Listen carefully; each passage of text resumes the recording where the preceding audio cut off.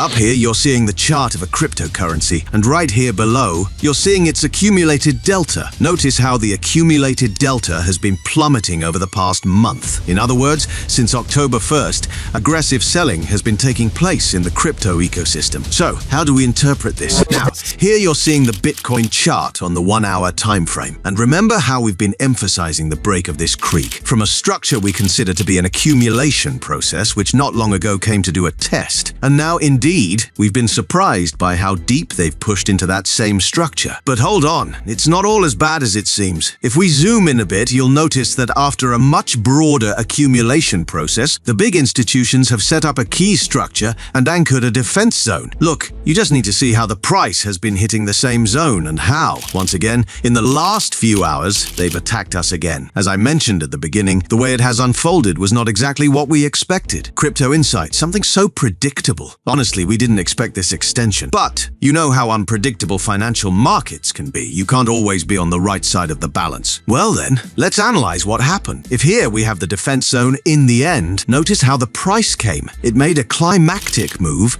which, to be fair, was somewhat expected, but we weren't considering it the most likely outcome. This drop has created a trap over the defense zone, and look how quickly the price is recovering. And look, down here you're seeing the delta. Remember, the delta is the difference between ARC and BIT. What I very poorly summarized, as this is much more detailed and has many nuances. But to simplify, the ARC are the green bars, the BIT are the red bars. ASCA buys and BIT are sells. As I said, this is not entirely accurate, but it's a way to summarize it. And what we're seeing in Bitcoin is a significant drop in this key area, acting as a trap where the delta is clearly leaning towards BIT. In other words, there's been an attempt to sell here. And at first glance, this selling doesn't seem to have led anywhere. And now at the price level of $61,276, we're here focusing on the creek. It's simply a matter of evaluating whether tomorrow, spoiler alert, we don't think it will happen right now, but whether tomorrow we can assess if they create a significant breakout here. For now, the long-term outlook, when looking at the 4-hour time frame, hasn't changed. Who's to say we're not working in the typical final defense zone before breaking through the creek to the upside? This is something that honestly we can't know for sure, but it's the speculation we have in mind and it hasn't changed. And honestly, what MicroStrategy has to say is very striking. Remember,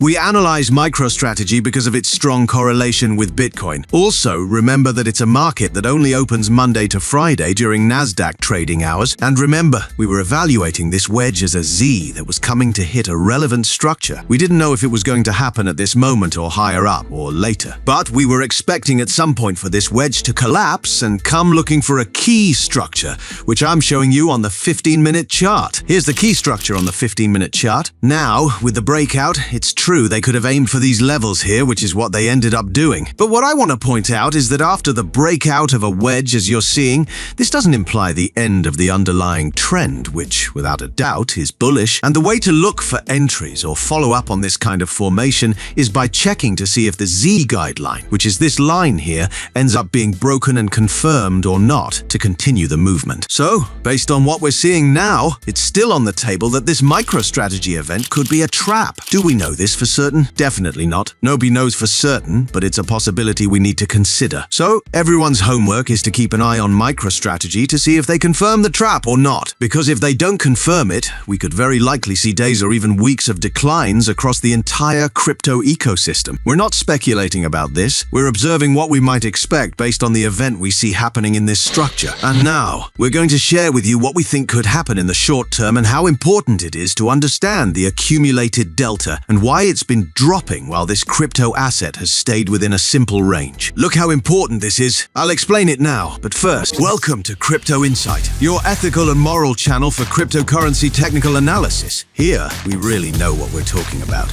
We conduct advanced technical analysis that has been developed for over 12 years. We upload videos several times a week. If you're enjoying what you're seeing, let me know and leave a comment with your opinion. Like the video, subscribe to the channel, and click on the bell so you don't miss the next opportunity.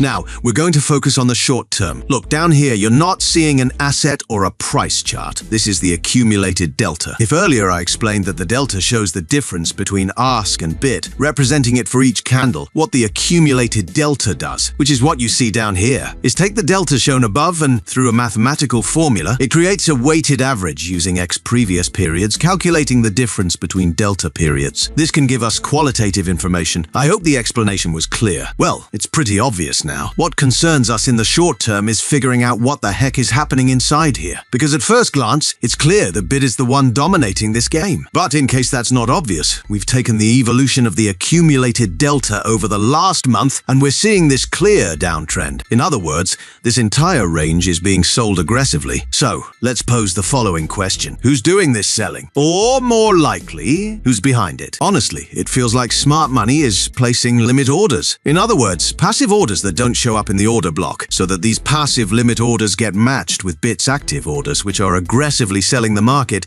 as investors enter instantly, and these orders get matched with the limit orders. The active ones are the ones showing up in the order block, and what we're seeing is that throughout this entire Polkadot range, the active orders, by far, as you can see down here, are aggressive sell orders. And look at what these aggressive sell orders have done to the price of this asset. If it's clear that there are aggressive sell orders and they're obvious, as we just saw, why isn't the price falling? Do you see the huge divergence? And don't confuse this type of divergence with technical indicator divergences like marked, RC or stochastics or any other you want to use. Here, we're trying to solve the puzzle, the riddle of all this effort, and we're speculating on what the outcome will be. Are we right? Honestly, we don't know. No one knows. But what we are certain of is that there's an enormous selling pressure. And if they decide to unleash all this selling, well, just consider what might happen with all these sell orders if the price doesn't rise here. You know how it goes. Stop losses get triggered. Those sales turn into buys, and you know what buying power is capable of doing. Well, these are all just hypotheses. They could also want to clean things up and wipe them out. There might even be institutional selling pressure here, and they might want to bring it down. Of course, that could happen, but we need to understand what the potential consequences might be depending on what the big institutions decide to do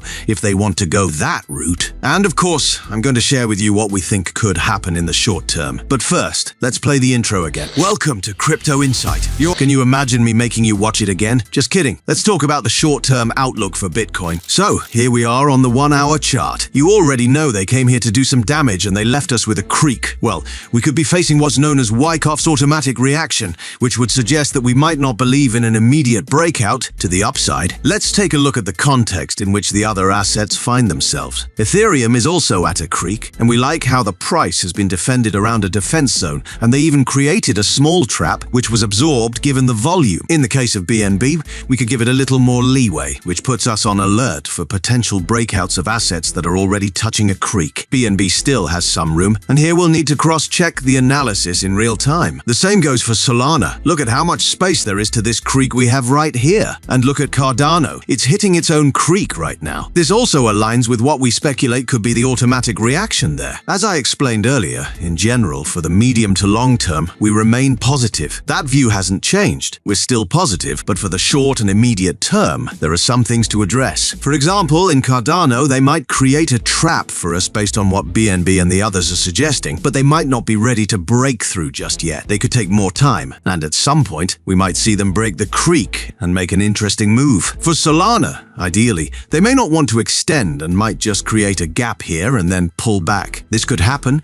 whether they go for the creak or not. Either way, we expect some kind of pullback before eventually breaking through the creak. We'll see what they aim for, but it opens up a possibility. The same goes for Bitcoin. We'll see if they try to trap us or what that might look like. But for now, we're watching to see if the range continues and whether tomorrow brings a breakout that moves us forward. In short, we're positive about the medium to long term, but for the immediate short term, we're considering the automatic reaction, which could trigger a temporary downward move in the short term. I hope you found this advanced technical analysis interesting. If you did, let me know in the comments, give the video a like, subscribe to the channel, and click the notification bell so YouTube lets you know about future posts. Good luck with your trades and see you next time.